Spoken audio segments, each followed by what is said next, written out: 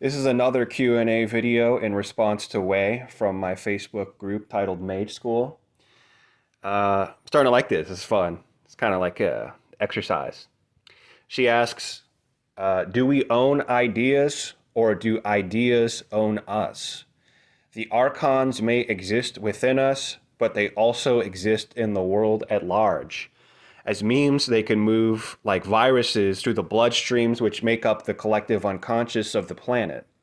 They manipulate governments, organizations, policy makers, and thinkers. They reduce efforts to awaken mankind to minimal effect and encourage anything that leads away from awakening. Yeah, we're going to see throughout her question, she uses a lot of terminology and kind of like a framework of seeing things that's kind of related to like Gnosticism and kind of like the soul trap sort of theory that's become kind of popular. But you know, what's funny is the Archons, of course, in the Gnostic mythology come from the Yaldabaoth. That was the agents that the Yaldabaoth dispersed to be agents that create this level of control and ignorance. But the funny thing is, most people associate the Yaldabaoth with Saturn. And so I think we're kind of like speaking the same language, but we're saying the same thing, but speaking different languages. Because, you know, I say demons, she says archons, she might say Yaldabaoth, I say Saturn. I mean, Saturn is, in the traditional scheme, associated with ignorance and, you know, rigid structure. Saturn kind of associated with fear, right, in a lot of the traditional sources. So fear and ignorance are like cousins. And yeah, I mean, Saturn is what blinds you. And the Yaldabaoth, or the Archons, as we might call them, do exist, and they are agents that are a part of people's energetic being. I would call it the Saturn. It's the part, the psychological part of people that is obfuscating their vision, so they can't really see things as they are, and it leads to being blinded and being kind of put to sleep and kind of ending up as kind of like a cog in this thoughtless machine that Saturn can create. But she said something interesting. She said they reduce efforts to awaken mankind to minimal effect. And it's not really how I see things. In my personal experience, there are people that progressively become more unconscious, and then there's people that just naturally become more conscious, right? So on my channel, I call those descending and ascending souls, and it's made up the great bulk of what I've seen in my first person experience in my relation to people, is that certain people are having breakthroughs in unconsciousness. In other words, they are becoming more unconscious with everything they do. So it's kind of like a funny thing is like Saturn can be associated with malice, right, in the traditional sources, and vice and all these unnatural lusts, kind of like in a religious terms, right? The seven deadly sins. So Saturn actually kind of signifies a sinner, but it also naturally signifies being blinded and being ignorant. And so Saturn kind of really is like that separation from the divine. I mean, that was Carl Jung's viewpoint anyways, is that the psychological shadow and the lack of integration of that, that is to say, to address the shadow and to move through it, is to kind of access the divine part of yourself. So, yeah, I mean, Saturn is kind of blocking awakening. But certain people just naturally overcome that. You know what I mean? Like, a funny thing about my channel is it seems like I researched certain things and I'm just retelling it. But kind of like the weird way it works is that I'll have like what's called a download. You know what I mean? Like a certain notion will come to me out of nowhere. And I'm like, wow, that's so different from how I saw things before. And then suddenly everything will start coming to me and start lining up with it. And I think she would argue that that could just be another Archon. But I kind of talked about this in my video entitled Gnosis. is that there is kind of like a certain spirit of truth, and it's something very experiential and something that you kind of just experience in the core of your being, that you know something is true, right? So I think that's basically what God is. At least God, with respect to the logos spermaticos, is this current of truth, such that you just know that something is in alignment with this form we call the good.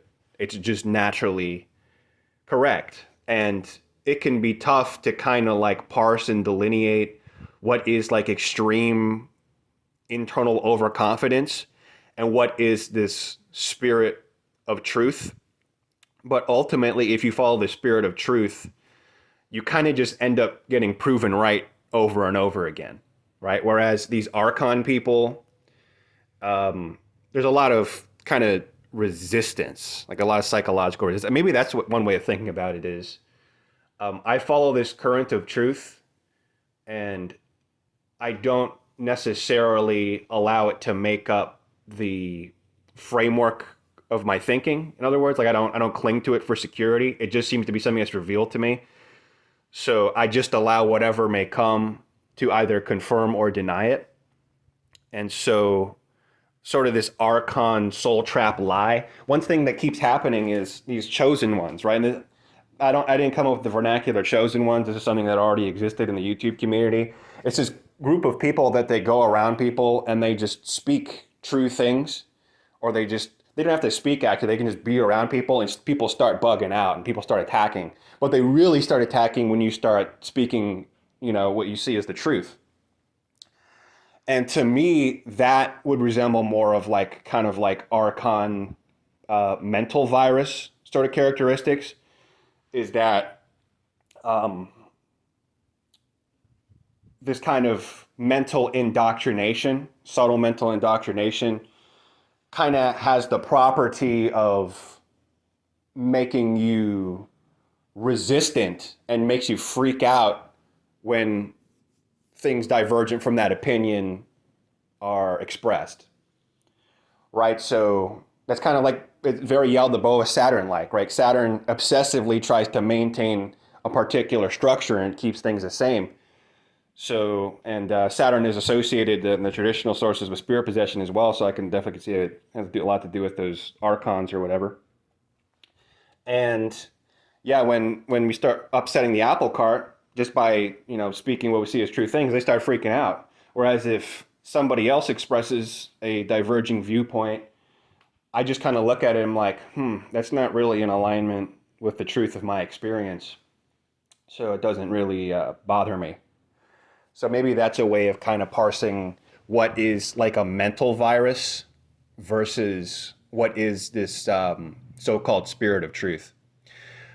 She says, all, and I mean all, organized religions are all systems that knowingly or unknowingly enforce these egregores. And that's true. But a really interesting thing is, I think this is kind of like a running theme through her post, which is kind of like a common sentiment. I think it's become very popular sort of in the spiritual community, the sort of like Gnostic soul trap mentality. It seems to be kind of disproportionately focused on the negative side of reality, without really paying attention to, let's say, the positive side, but maybe the divine or ordering side. In other words, the funny thing about most chosen one content creators is they're all focusing on like demons, like these motherfuckers demons, man. All these narcissists out here, all these demons. And, kind of like a hard realization I had to come to as well, because, I'm like uber targeted, you know what I mean? Everywhere I go, I'm being constantly attacked for like no reason. And, even people who call them, we can't even call this like a chosen one mind virus. That's kind of like self-reinforcing psychological pattern, because there's like old heads. Like one of my favorite guy on YouTube is from the YouTube channel Spiritual Renaissance. And he's talking about everything that happens to a chosen one. But he was talking about back in the day, you know what I mean? That was before we had like this terminology chosen one. So it's not like a mind virus thing, like a self-reinforcing, self-fulfilling prophecy. It's just when certain people have this like quote unquote light of awareness, it irritates people's demons. It's something that happens. Um, but yeah, I mean, one of the things that I realized that I was doing, I think a lot of chosen ones don't realize, is that they're focusing a lot more on the, quote unquote archons, or the demons, the negative entities inhabiting people, even the people themselves. And all the attention's on them, and the attention is not on God. And I think that people don't really give enough credit to God, or maybe kind of due to some kind of like religious trauma. They previously saw God as like, Sky Man, and kind of like some authority figure, and they kind of conflated that psychologically with whatever daddy issues or something. But that's why I like to kind of use abstract terms to describe God. And one of my favorite terms is the Logos Brahmatikos, which is kind of like loosely associated with the Tao. But one of the examples I like to give in my videos is that it's the fine tuning argument, is that we can kind of see a parallel between software coding and reality itself in the universe. Is that if we were to encode software, like 0.00000001% of possible code inputs would result in a functional, meaningful software, whereas a much larger, significantly larger amount of possible code inputs would end up being dysfunctional software. In other words, it does not work as intended. It kind of like gibberish sort of outcomes, glitchy outcomes. But actually, the super vast majority of possible code inputs would just crash the software and it wouldn't work at all. And if you think about it, the universe is the same way. I mean, if we look at the parameters of fine tuning, cosmological constant and all that jazz, if they were off by like even 0.000001%, the universe would be completely unstable. It'd collapse, or if not collapse, be completely discordant. And I don't think we give enough credit to how bad things could really be. We don't really put enough attention on this force that protects against absolute oblivion. Because the funny thing about reality is the range of ideal experience is extremely narrow, right? And that's what I call the Logos Brahmatikos. It's like this current of perfection and truth is like 0.000001% of possibilities. Whereas most other possibilities are completely discordant. Like a human body has the logos written all over it. It's all of these various disparate parts working together as an organized system. And if everything was like Yaldabaoth and Archons and everything, like a lot of people seem to suggest, and I don't know if that's necessarily Wei's viewpoint, I think it'd be a lot easier to just throw all the awakened people in prison and just torture them. Like kind of like 1984, I talked about in my Rain or Shine video. I think his name was Winston.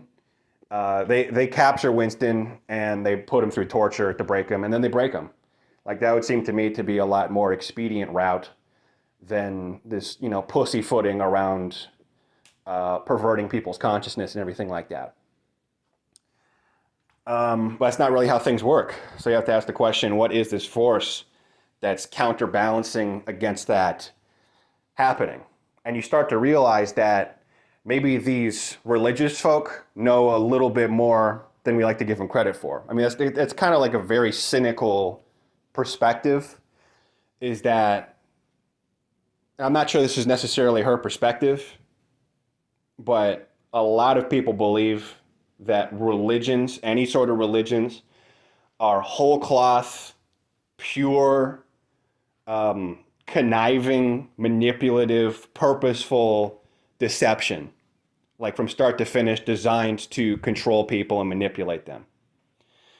And I think that just like reality is a little more complex than that, the religions themselves are a little more complex than that. Because reality itself isn't just pure evil, pure deception, otherwise we'd be thrown in prisons and tortured and everything like that. There is a dance between the negative and the positive.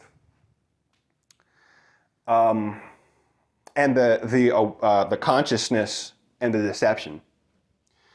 So a good question is like, if we have a bunch of people that kind of have their own gnosis, because if we want to use the Gnostic terminology, Gnosticism is kind of like a reactionary movement to the kind of overbearing, thought policing nature of organized religion. And so they emphasize theosophy and gnosis. In other words, a direct experiential relationship to the divine such that you experience the divine personally and you make sense of what it means.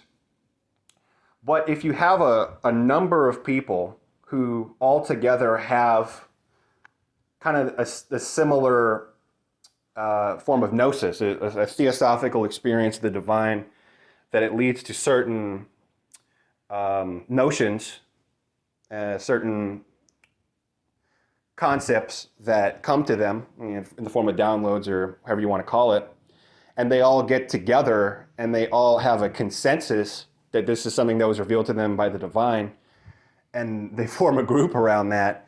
I mean, I guess you would say that that would essentially become a religion or a mystery school.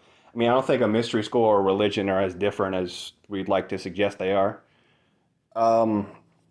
So that's kind of how I interpret religions as well, and their scriptures of all kinds, is that they do contain certain levels of conditioning, because that Archon sort of Saturn quality of trying to control people into meaningless rituals and meaningless actions and activities is a part of people, and so it manifests through their scripture.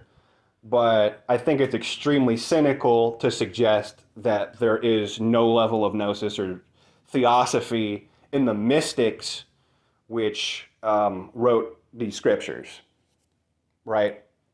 So I find that I align with a lot of the Bible, and other parts I don't. And from my first person perspective, that comes from like this spirit of truth. In other words, I think that it is the Kali Yuga, and so I think it's inevitable that there's a huge problem of people adopting beliefs which are not in alignment with the spirit of truth, because they're kind of blinded because the Kali Yuga is Saturnian. So that's gonna remain a problem, and you're gonna have like incomplete sort of understandings. Like you see part of it, but you don't really see the whole picture. But still, there's gonna be the light of truth kind of shining through on that, and you're gonna have awakening. And I think that's why she said they reduce efforts to awaken mankind to minimal effect, because even in every attempt to obfuscate and blind, there is also this force of awakening. And in my opinion, even the mystics which composed the Bible, for example, had theosophy and had gnosis, and they shared it through their religion.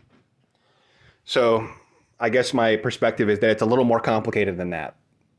It's not all organized religions are pure manipulation, mind control.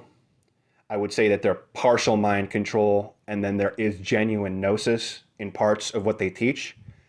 And if you have the spirit of truth, which always, guides you true, and always ends up proving you right over and over again, when you are reading that book, you will find the parts that are true and the parts that are not, and maybe give more context and maybe fill in the blanks of what they're not saying better. So yeah, that'd be a little pushback on that idea. Memes are like mind viruses. They swim in the ocean we call the collective unconscious. Since all mankind is linked at a deep mental level, then memes, or in more religious terms, dominions and principalities, can move easily from consciousness to consciousness and mind to mind. I think that's absolutely true. As they do so, they can control groups, organizations. Man, my damn computer keeps turning off. As they do, they can control groups, organizations, businesses, and of course individuals. While we like to think of our minds as centered and integrated, If we are critical, we realize that there are many selves within us. There are the images we have of ourselves, the images we inherited from our parents. There are critical selves, fun-loving selves, self-effacing selves, and so on. Yeah, it's absolutely true. This is a really big part of the psychology modality called integrated family systems. And in more spiritual terms, this is something I talk about all the time, which is the problem of fragmentation.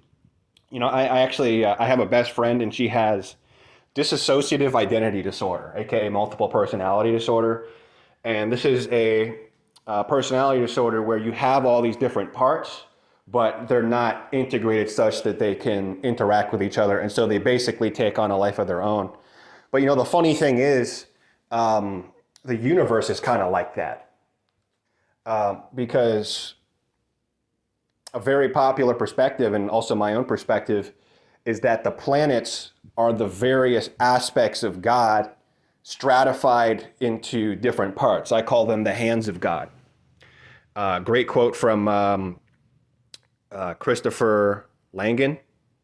Chris Langan is in the CTMU, there's something called the stratified identity, and God can be defined as the highest level of the stratified identity, the level that we all share with each other. We're all united in God, but God is good and must exclude evil in order to preserve the integrity of his identity.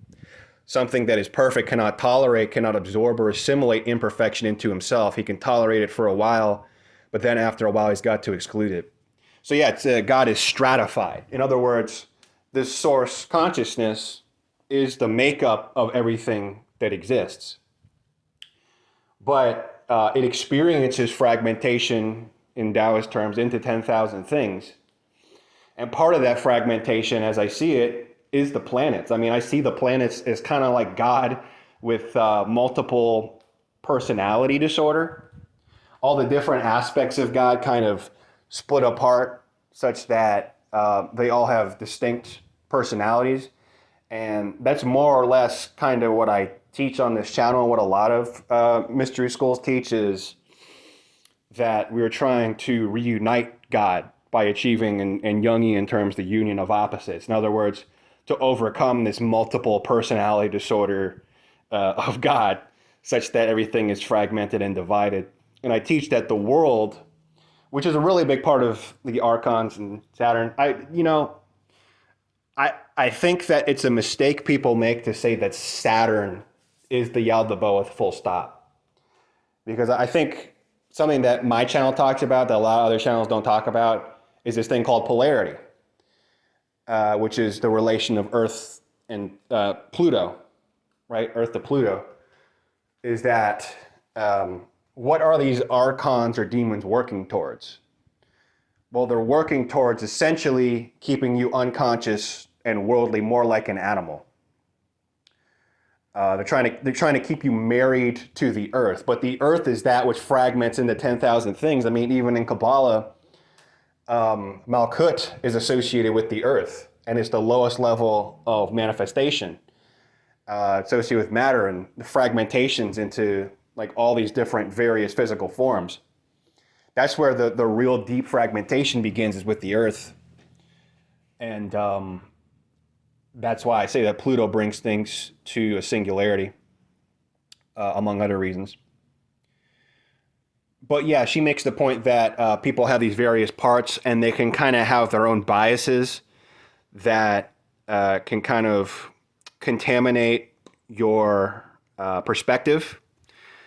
And I'm not really sure what else to say to that other than there are certain people that have this pull or this spirit of truth such that when kind of like an illusory notion comes up in your mind, it's just brushed to the side. That's a really big part of what like the Chosen One experiences. And it's so powerful that just being around people makes them wig out and want to attack you. Because your very existence upsets this structure of the Matrix, right? This construct, this system which is trying to maintain blindness, deception, or fragmentation. You don't have to say any words. Just being around people makes them freak out. And if you really want to make them freak out, just talk about any of the stuff I talk about on my channel, like unity and forgiveness and universal love, and just even expressing ideas as you see them, as they've been revealed to you by the divine. People wig out. hmm So yeah, I mean, people have parts, but some people have this spirit of truth. So sort of preconceived notions and biases, if they do exist, they're not long for this world, because this pull towards the spirit of truth and towards the divine with every lifetime becomes stronger and stronger. She says, if you meet the Buddha by the road, kill him. Yeah, I love that. Yeah, I mean, I'm a very big proponent of an individualized experience of the divine, which is why I'm a big champion of the personal diamond. Is that the personal diamond is your personal relation to divinity. It's like the primary way that the traditionally people used to interact with what the divine is trying to say to you, as opposed to like codified scripture. So I think that's kind of a deficiency in a lot of religions, is everything, let's go purely by scripture. But I think direct experiential theosophical gnosis is something that the Egyptians valued a great deal. And that's why I kind of resonate a lot with Egyptian mysticism, ancient Egyptian mysticism. Okay, so she says, so that being said, I was thinking of creating my own personal thought form that has the evolutionary currents of Saturn, Uranus, Neptune, and Pluto to artificially speed up my evolution. I still find the idea of a personal diamond a cop-out to merely be a passive agent in one's own evolution, but I'm open to be convinced otherwise. And I'm not really making the connection as to how you see it that way. I can see how it would be passive in the sense that your direct personal lower self, have not made a decision as to how you want to evolve or how fast you want to evolve, and that it was kind of appointed to you. So in that sense, your lower self is kind of receiving it from your higher self. But as far as being a passive agent, certainly not in the sense of the intensity at which you would experience the evolutionary current being increased or decreased. That's still actively within your own control. That's a big part of descending souls, is something inside of them blocks out the diamond. It blocks out the divine trying to reach them. And, I call that Saturn, essentially. It is the Yaldabaoth or Archons, or whatever you want to call it. But people have the choice to increase the intensity of the diamond. In other posts, Wei has kind of expressed sort of a cynical view of magic. She kind of describes it sort of like costumes and dress up. And I tend to agree. It's kind of like a big problem amongst modern day occultism, and certainly like Golden Dawn, Crowley style magic and occultism.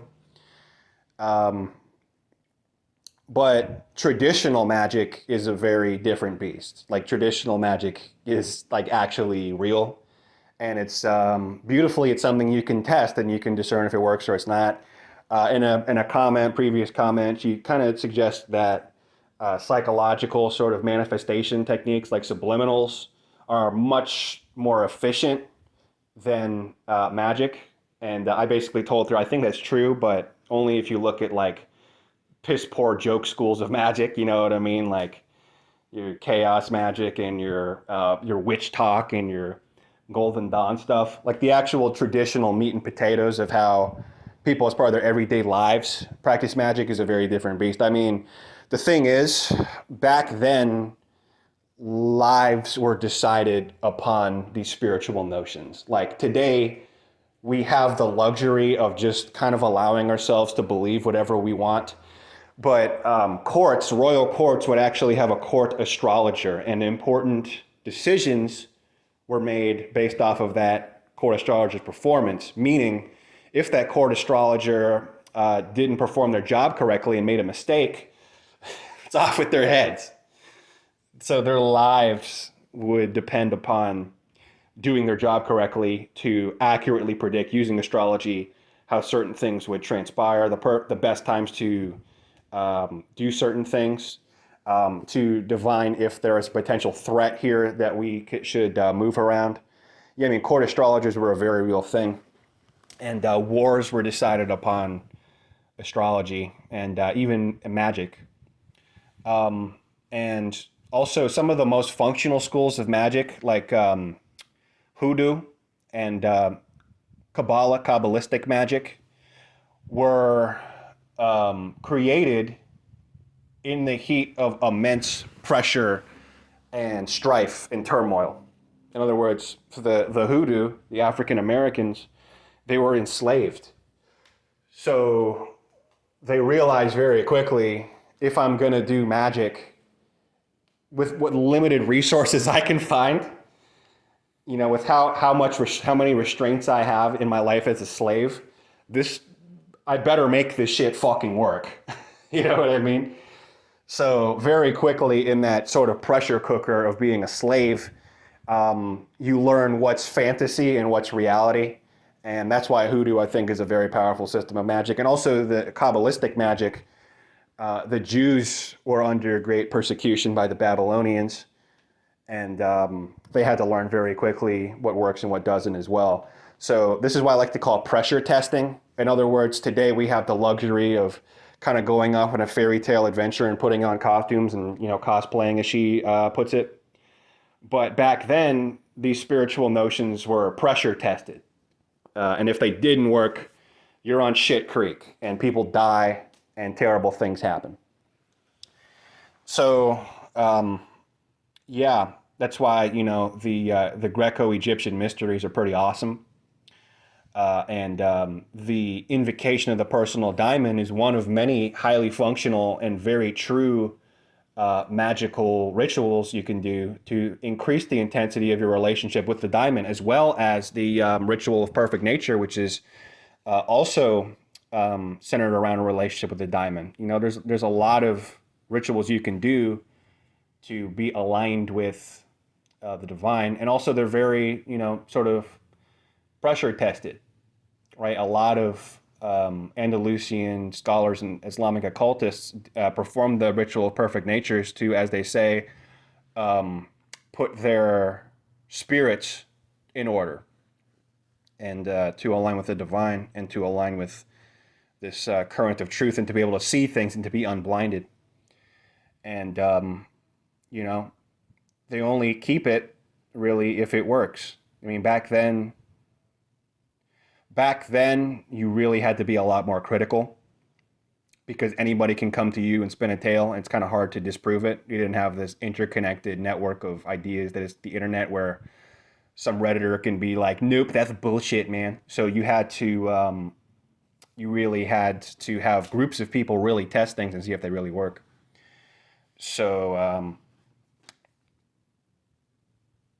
yeah, so she says she finds the personal diamond to be a cop-out. Yeah, I don't really see it that way. You know, and still, the idea of creating a thought form is also similarly kind of puzzling and bizarre to me. It seems like she's really coming from the perspective of everything being purely psychological, which again is really understandable. It's like the modern sort of way we look at things, like psychologized astrology and psychologized magic as a result of Crowley style thinking. But there seems to be a lot that works against that idea. Like one of the examples I like to give is they say, okay, well, I asked, how do the planets work? Are we charging these thought forms in terms of how we interpret the planets? And it's becoming like kind of like this collective unconscious self-reinforcing, self-fulfilling prophecy. Well, one of the great arguments I like to give as pushback to that is Richard Tarnas's Cosmos and Psyche. So Richard Tarnas's Cosmos and Psyche is this great multi-millennial study of the effects of the outer planets. But the thing is, the outer planets were only discovered recently. Meaning, if the idea is we're putting our thought into crafting what these planets are doing, and it's becoming this self-fulfilling prophecy, it would only make sense that that was happening as soon as we discovered those planets. So like Pluto has like roughly only like 100 years or less of this egregore thought form charging.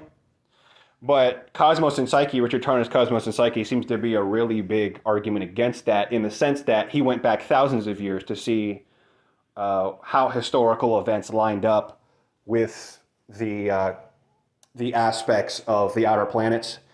And it's basically nearly irrefutable evidence that the outer planets were still enacting their activity before we even knew about them, before we could even charge them as like a thought form.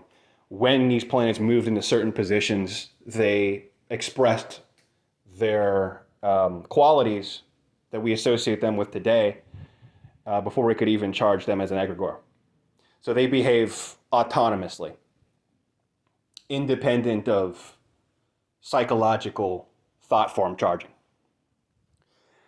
And if the outer planets do that, I really see no reason why the inner planets don't as well. I can see how like sort of thought form and egregores can kind of layer on top of what the planets do naturally, but it seems extremely evident that the planets just do what they do.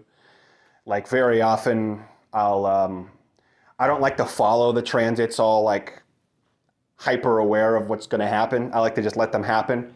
And I'm like, damn, what happened there? And then I go back and look at the chart, like, that's what happened there. And it's, without fail, like it's always something that immediately and directly explains in a very clear way why it happened. So like the everything's a egregore thought form sort of theory, like modern day psychologized astrology and Crowley style everything psychology thinking. It doesn't seem to be very real. And if one did create this evolutionary thought form, how would one do it? Oh, I remember my point. So yeah, with that being said, I don't really understand why we would charge a specific thought form with these planets when you could just invoke the planet, right? That's a direct line of access to the planet and what the planet wants, as opposed to what your preconceived sort of worldly lower self notion thinks is evolution. I mean, it's kind of funny if you think about it, because the lower self is always so wrong about so much shit. You know what I mean? It's always being like corrected, always being corrected. I think it's a very like Uranian expression. Uranus leads you to the failure of all attempts to create a system of thought to understand the world. It leads to the exception to every rule. It is the outlier, it is the exception to the rule.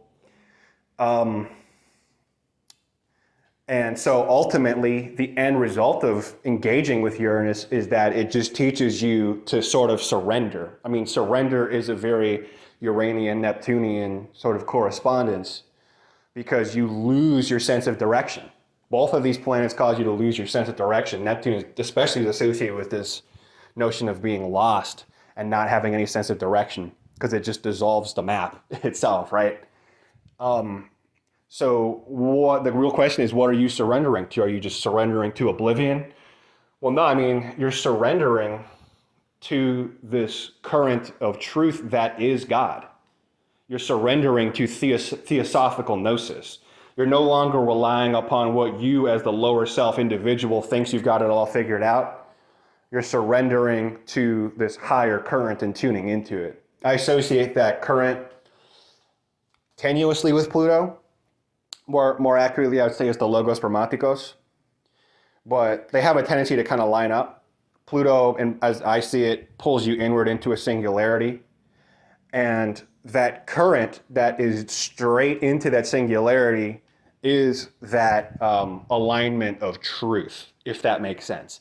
And the further you diverge in either direction from that direct straight shot line of singularity, because the singularity, the one in Neoplatonic terms, is truth and perfection itself, the more you kind of diverge into unconsciousness and having shit fucked up. But once again, one of the funny things about how the universe and God works, the Logos Pragmaticos, is that you can only stray so far from that inner line, right? You can't just journey outward into like complete chaotic oblivion. There's like limits set. God sets limits on how much of that primordial chaos gets integrated into our reality. It's extremely controlled.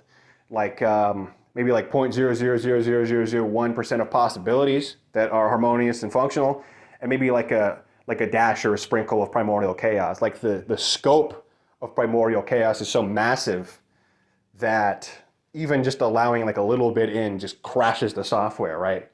It's like allowing like a little typo in your damn software code, and it just crashes the software. So God keeps a really tight lid on things, and that's why I think like the story of Job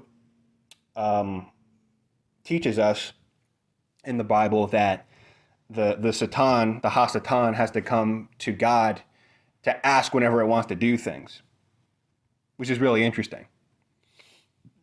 Because following that idea, that would mean the Archons also would have to go to God to ask why they have to do things. And if any of my viewers, including the person who asked this question, doesn't understand why that would happen, why God would allow that to happen, probably need to go back and watch some of my videos. So yeah, hopefully that answers your... Oh wait, let me get into them a little more. Yeah, I mean, I would really just invoke the planets directly. I mean, like an egregore, the thought form is so at risk of contamination. I mean, like, there's so many ways that can just be contaminated with your own preconceived notions, and everybody has their own ideas. This is why I really like to start with astrology and like to start with stuff like the personal diamond, is that these things are just there. You know what I mean? Like Socrates had this voice inside of him telling him when to do something, when not to do something. And when he wouldn't listen to it, bad things happened. And when he did listen to it, things worked out in a way that made sense. And everybody has that diamond inside of them. And it's just there. It's not a thought form. It's not an egregore. It's just something that's there. Just like the planets are just something that's there. So I find those to be a really direct part of what the divine is. And yeah, I mean, if you want to engage with those planetary currents, I find it to be, I mean, first of all, from like a practical standpoint, I always find it extremely more powerful to actually use an astrological force, to actually put it in an astrological position, like on the ascendant or midheaven. On a real sphere, it's actually there, as opposed to kind of just winging it and making up some thought form. Egregores, in my opinion, are like super weak compared to actual astrological spirits, like a lot less real. But even if they were real, it's a thought form, meaning it doesn't have its own will. And everything in the world is organized by astrology. Maybe this sounds like I'm exaggerating, but if you actually studied astrology and understood it at all, you would realize that astrology accounts for everything that happens. So I really associate it with the Logos and the will of the divine. So, you know, it's funny. It's like we want to supercharge our evolution and everything, but the universe itself, especially if you're a chosen one, already brings those opportunities to you. You just have to engage with them in an evolutionary way. So that's to ask the question of like, what are we really doing when we say that we want to supercharge our process of evolution? Right, because the opportunities to do that are already there, and the evolutionary direction is already dictated for you with the diamond. So really, you can just work with what's already there in an evolutionary way. And if you wanted to so to speak, turn up the heat, turn up the intensity a little bit, you can, invoke Pluto or even Saturn, right? Whatever particular thing you want to work on, once again, in my opinion, it makes a lot more sense to work with what's in your natal chart because there's a divine intelligence that decided why you are to experience certain things in a certain lifetime, and those are represented in the aspects of your natal chart. Um, let's say you have like a messed up Mars in like a certain house, you could just invoke Mars in that house, you know? Mm. So yeah, I would advise against that. I think that's all I got to say on the topic. Thank you for the question, and that's another Q&A.